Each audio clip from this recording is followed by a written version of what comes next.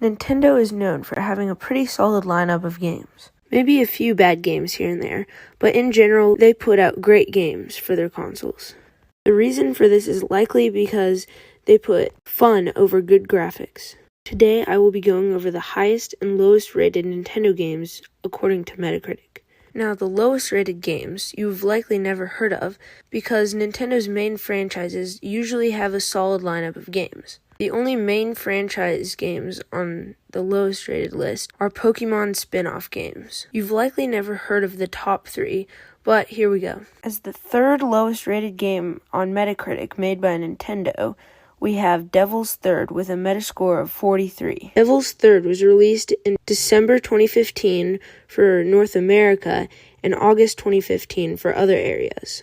Devil's Third was supposed to be an Xbox 360 exclusive, and THQ even agreed to publish it on the Xbox 360 and PlayStation 3. However, THQ went bankrupt in 2013. Valhalla Studios, the studio who made the game, eventually partnered with a South Korean company to publish it. However, that company went bankrupt as well, leaving Valhalla Studios searching for a partner to publish the game.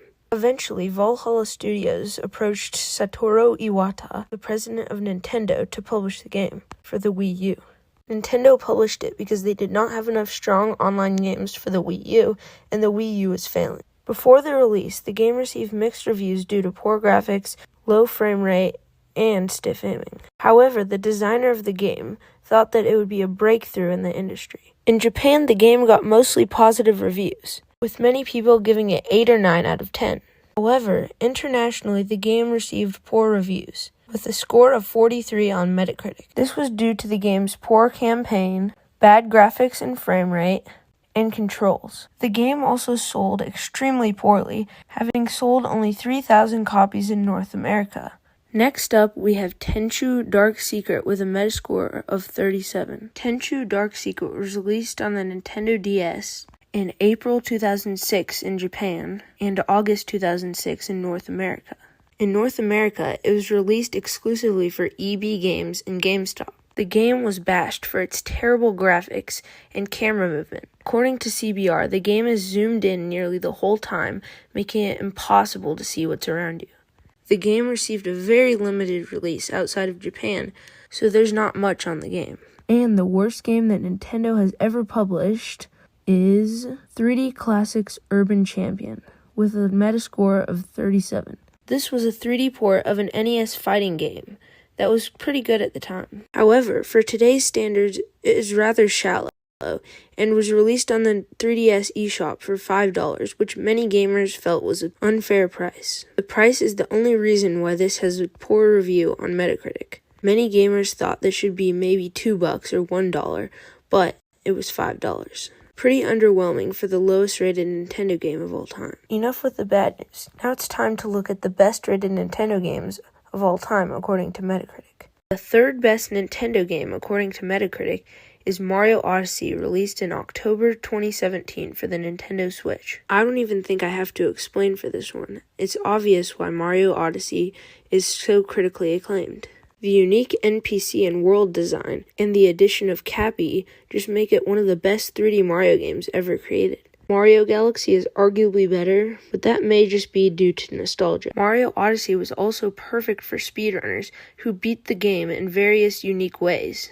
The addition of outfits for Mario were also great, and they were a fun way to customize your character.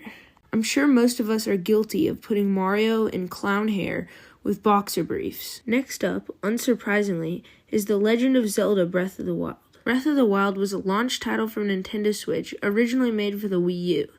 It is an incredible open-world experience, one of gaming's finest. In Breath of the Wild, you are free to go wherever you want.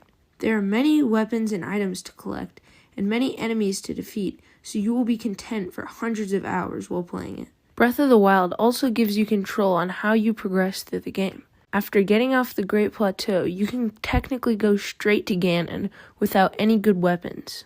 However, it is strongly advised that you start by getting a bunch of good weapons before doing so. Without the proper armor and weapons, getting into Hyrule Castle may prove impossible. If you don't want to follow the main story, there are many side quests that you can do to pass the time. You can even do a series of quests that get Link his own house. If you don't want to do anything involving the story, you can just mess around and run around the map. Also, you could go shrine hunting. Overall, Breath of the Wild is like a second world you can escape to have fun, and it's fun to find secrets all over the map.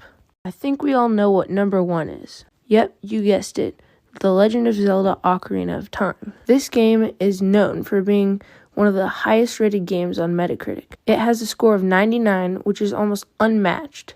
Released in 1999 for the Nintendo 64, this game laid the groundwork for nearly all 3D action games in the future. With smooth controls and many dungeons to go into, it was a force to be reckoned with in 1999.